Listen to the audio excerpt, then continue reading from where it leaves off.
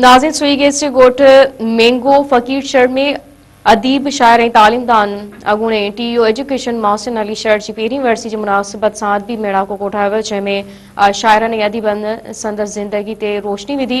रवायत ॾिसो था सुईगेस मां सिकंदर अली शहर जी रिपोर्ट। मौजूद आहियूं कोट मेंगो फकीर शहर में, जिते शाइर अदीब ऐं मुहक़िक़ ऐं उस्ताद साईं मोहसिन अली शहर जी पहिरीं वरसी अबाणे कोट मेंगो फकीर शहर में मल्हाई पई वञे। अचो त उते मौजूद माण्हुनि सां ॻाल्हि ॿोल कयूं, वधीक उनजो छा चवणु आहे। अॼु असां हिते गॾु थिया आहियूं साईं मोहसिन अली साहिब जे पुटनि जी दावत ते, ऐं उन्हनि असांखे यादि कयो आहे साईं जे चालीहे ते।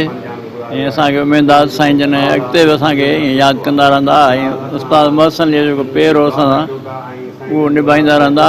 ऐं उस्ताद मोहसिन साहिब जे लाइ जेको मेड़ाको थियो आहे उन जी हैसियत खां तमामु घणो घटि आहे। मां हिनखे चवंदुसि अञा वधीक दोस्तनि खे घुराइनि ऐं दोस्तनि खे ॿुधनि।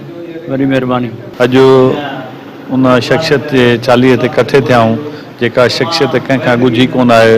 उहा शख़्सियत आहे उस्ताद मोहसिन अली, जेको असांजो बहितरीनु उस्ताद सभा जहिड़ो ऐं हिकिड़ो होशियारु उस्ताद रहियो आहे।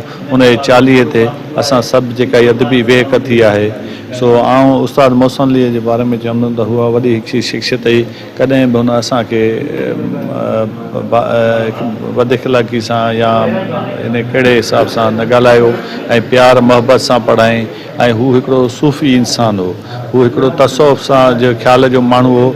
ऐं हुन पंहिंजे अदबी इन में हाणे आख़िर में किताब बि लिखियो, छो त अहिड़ी शख़्सियत असां ॻोठ वारा बदनसीब आहियूं जॾहिं असांखां जुदा थी वई। असांजे जेको नओं नुस्ख़ो आहे उन ई मां अदब जेको आहे सो ख़तमु थी चुको आहे। असीं अदबी कॉन्फ्रेंस अटेंड कयूं पिया, उन में नौजवान तबिको घटि पियो अचे, पर पोड़ा उहे माण्हू जाम पिया अचनि। पोइ इहो इन करे चयो त अदब में छाजे करे कमी पेश थिए थी सिंधी अदब में। उन जो सभु इहो आहे, अॼोकल्ह जो दौरु आहे मोबाइल जो दौरु आहे। मोबाइल ते तव्हां शहर चओ शहर ठही थो वञे पियो, मोबाइल ते तव्हां फिलहाल ते कहाणी चओ उन ते कहाणी ठही थी पए। सो उन करे असांजो अदब जो जेको मयारु आहे पुठिते पहुची वियो आहे, ईअं न थियणु खपे। अवल त असांखे वॾो फ़ख़्रु आहे पंहिंजे वाल साहिब ते, उस्ताद मोहसिन अली शहर ते, त असां उन हिकिड़े अदीब जी औलाद आहियूं। अॼु बाबा साईं खे 40 ॾींहं गुज़री चुका आहिनि। अॼु बाबा जे 40 जे मौक़े ते असां अदबी कॉन्फ्रेंस जो एहतमाम कयो आहे, जंहिंमें काफ़ी अदीब जेको आहे तालके ठरी मीरवा जा आया आहिनि।